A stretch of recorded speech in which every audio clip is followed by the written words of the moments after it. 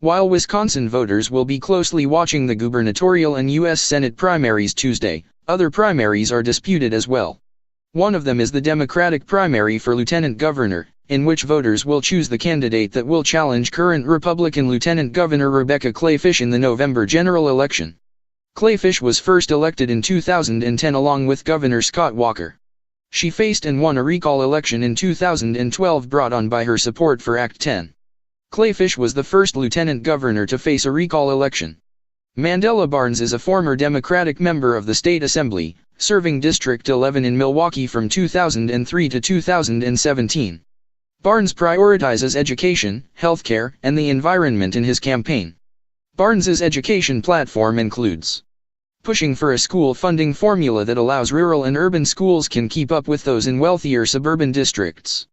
Free 2-year college and debt-free 4-year college. Reforming healthcare policies is another priority for Barnes, and it starts with welcoming assistance from the federal level. Accept all available federal funding for healthcare, including expanding Obamacare Medicaid. Create a Badger Care, public option, for everyone. Ending mandatory drug testing in order to receive a routine checkup. Barnes hopes to combat a lot of Walker's environmental policies, starting with Foxconn. He opposes the environmental exemptions Foxconn received and says he would fight so every company would have to abide by state law. Supports investments in renewable energy. Reforming the DNR. Barnes' economic priorities include raising the minimum wage. Investing in companies that hire locally rather than trying to attract new companies to the state. The other candidate in the race is Kurt Kober, a UW Green Bay graduate and strategist at the Clorox Co. For Wisconsin to thrive, Kober said the state is going to need to inspire entrepreneurs, invest in public education and protect water. Kober said 4 things need to be done that will show people Wisconsin is a friendly place for entrepreneurs. Provide a tax credit for students in the fields of science, math, engineering, arts, or technology of up to $10,000 which can be claimed for 4 consecutive years. A set of services that acts as a safety net for entrepreneurs during their business early years. Those services would include access to affordable and complete health care, student loan deferment or tax credit, a child care subsidy and reforming unemployment insurance.